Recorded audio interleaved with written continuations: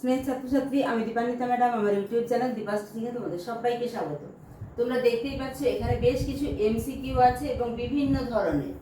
এটা class 12 semester 3 এর জনসংখ্যা চ্যাপ্টার থেকে। এমনিতে জনসংখ্যা চ্যাপ্টার তোমাদের মাধ্যমিকেও আছে, তার মধ্যে সেমিস্টার 3 এর জন্য সমস্ত ধরনের ক্লাস কিন্তু এই চ্যানেল থেকে দেওয়া হয়ে থাকে।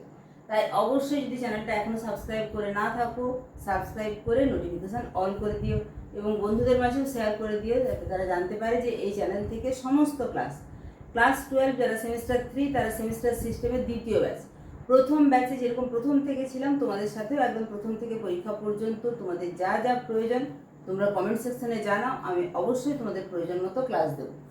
আজকে যেটা আলোচনা করব সেটা হচ্ছে ক্রম অনুসারে সাজানো এবং বাম স্তম্ভ ডান স্তম্ভ মেলানো। তোমরা দেখতেই পাচ্ছ চিত্রভিত্তিক প্রশ্ন আছে, এখানে কেস ও পরিভিত্তিক প্রশ্ন আছে। এই যে ক্রমানুসারে সাজানো এবং বাম স্তম্ভ ডান স্তম্ভ মেলানো। বাম স্তম্ভ ডান স্তম্ভ মেলানো এতদিন পর্যন্ত মাধ্যমিকে তোমরা জাস্ট বাম দিক থেকে ডান দিকে এরকম ভাবে মিলিয়ে দিতে, সেরকম নয়। এখানে মানে ভুলভালভাবে 3টে অপশন থাকবে আর সঠিকভাবে সাজানো একটা অপশন থাকবে। তোমাকে অর্থাৎ কোনটার সাথে কোনটা যাচ্ছে এই রকম ভাবেই 4টি অপশনের মধ্যে একটি সঠিক অপশন থাকবে, সেটি খুঁজে বের করে তোমাকে গোল রাউন্ড দিয়ে পূরণ করতে হবে। এখানে দেখো প্রথম যে বাম স্তম্ভ ডান স্তম্ভ মেলানো আছে, আদর্শ পিরামিড, বর্ধিষ্ণু পিরামিড, স্থির পিরামিড, ঘণ্টাকৃতি পিরামিড। আদর্শ পিরামিড একদম প্রথম দিকে সমস্ত দেশে আদর্শ পিরামিড, যেটা ত্রিভুজ আকৃতির পিরামিড। আমি একটুখানি দেখিয়ে নিই আদর্শ পিরামিডের ছবি। এটা হচ্ছে আদর্শ পিরামিড। এই আদর্শ পিরামিড কোন সময় দেখা যেত? 1950 সালের পূর্বে সব দেশেই আদর্শ পিরামিড দেখা যেত। বর্ধিষ্ণু পিরামিড তারপরে যখন পিরামিড বাড়তে শুরু করলো, অর্থাৎ জনসংখ্যার ভলিউম যখন বাড়তে শুরু করলো, তখন যে পিরামিড দেখা যায় সেটা হচ্ছে শ্রীলঙ্কা, মেক্সিকো, ভারত। তার মানে কি, আমাদের উন্নয়নশীল দেশগুলোতে দ্রুত হারে যে জনসংখ্যা বৃদ্ধি পাচ্ছে সেখানে যে পিরামিডের আকৃতি সেটা বর্ধিষ্ণু পিরামিড। এরপরে স্থির পিরামিড। স্থির পিরামিড হচ্ছে দ্বিতীয় বিশ্বযুদ্ধের পূর্বে কানাডা এবং ইউএসএ, অর্থাৎ জনসংখ্যার সেভাবে বৃদ্ধি হয়নি, আবার মৃত্যুহারও কমানো গেছিল চিকিৎসা ব্যবস্থার উন্নতির দ্বারা। ফলে স্থির পিরামিড যেটি সেটি যাবে 2 এর সাথে দ্বিতীয় বিশ্বযুদ্ধের পূর্বে কানাডা এবং ইউএসএ। তারপরে যেটা ঘণ্টাকৃতির পিরামিড, ঘণ্টাকৃতির পিরামিডটাতে মাঝখানটাতে স্ফীত থাকবে, অর্থাৎ কর্মক্ষম জনসংখ্যা বেশি। সেই ঘণ্টাকৃতির পিরামিড কিন্তু বর্তমানে দেখা যায় দ্বিতীয় বিশ্বযুদ্ধের পরে কানাডা ইউএসএ, অর্থাৎ বর্তমানে কানাডা ইউএসএ যে পিরামিডের আকৃতি সেটা হচ্ছে ঘণ্টাকৃতির পিরামিড। তাহলে এভাবে সাজালে আদর্শ পিরামিড সেটা 4, বর্ধিষ্ণু পিরামিড শ্রীলঙ্কা, ভারত, মেক্সিকো অর্থাৎ বি এর সাথে 3, স্থির পিরামিড যাবে 2, অর্থাৎ সঠিক উত্তর হবে বি এরটি। এটি খুঁজে বের করে তোমাদের যে অপশনগুলো থাকবে সেই বি এর দাগটিতে তোমাদেরকে গোল করে ভরাট করতে হবে। এরপরে 2 এর দাগে সর্বাধিক জনবহুল মহাদেশ আমরা সবাই জানি এশিয়া, অর্থাৎ এর সাথে 4 যাবে। জনবসতিহীন মহাদেশ অ্যান্টার্কটিকাতে কোনো জনবসতি নেই, অর্থাৎ বি এর সাথে 1 যাবে। জনবিরলতম মহাদেশ ওশিয়ানিয়া, যেখানে জনসংখ্যা খুব কম।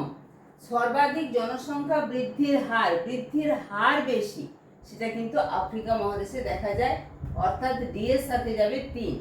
এখানে সঠিক ক্রমটি নির্বাচনে তোমার যদি একটা উত্তর ঠিকঠাক জানা থাকে বাকিগুলো তুমি মিলিয়ে নিতে পারবে। কিরকম দেখো, সর্বাধিক জনবহুল মহাদেশ আমরা জানি এশিয়া, অর্থাৎ এর সাথে 4, এর সাথে 4 এখানে আছে, এখানে আছে, অর্থাৎ তুমি যদি একটা কনফার্ম হও তাহলে তুমি দেখে নিলে যে সি আর ডি উত্তর হবে না, এ আর বি এর মধ্যেই উত্তর হবে।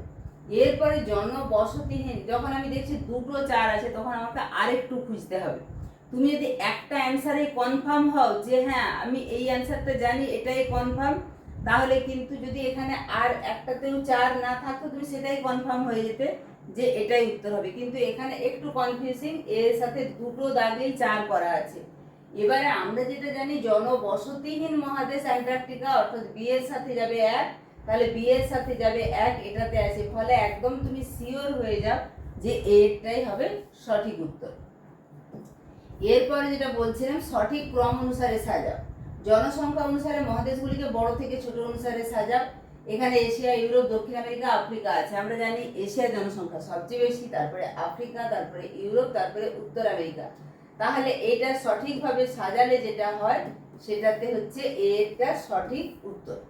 এরপরে জনঘনত্ব অনুসারে বসতি অঞ্চলগুলিতে অধিক ঘনত্ব থেকে কম ঘনত্বে সাজাও। এখানে কিন্তু প্রত্যেকটা অপশনে যে একই একই শব্দ আছে সেরকম নয়। অর্থাৎ এখানে দেখো দক্ষিণ এশিয়া, তুন্দ্রা অঞ্চল, তুরস্ক, সাহারা। এখানে দক্ষিণ এশিয়া, দক্ষিণ আফ্রিকা, তুরস্ক, সাহারা। এখানে উত্তর পশ্চিম ইউরোপ, দক্ষিণ এশিয়া, সাহারা, তুরস্ক, তুরস্ক, সাহারা, দক্ষিণ এশিয়া, ইউরোপ। অর্থাৎ বিভিন্ন রকম আছে। ফলে তোমাকে জানতে হবে যে অধিক ঘনত্ব কোথায়। আমরা জানি দক্ষিণ এশিয়ার দেশগুলোতে অধিক ঘনত্ব, তারপরে দক্ষিণ আফ্রিকা, তারপরে তুরস্ক। সাহারা যেহেতু মরুভূমি অঞ্চল, সেখানে জনঘনত্ব বা জনবসতি যেহেতু স্থায়ী জনবসতি সেভাবে নেই, তাই কোনো কোনো মরুদ্যানকে কেন্দ্র করে জনবসতি গড়ে উঠেছে, তাই সাহারাতে জনঘনত্ব সবচেয়ে কম। তাহলে এটা যাবে লাস্টে।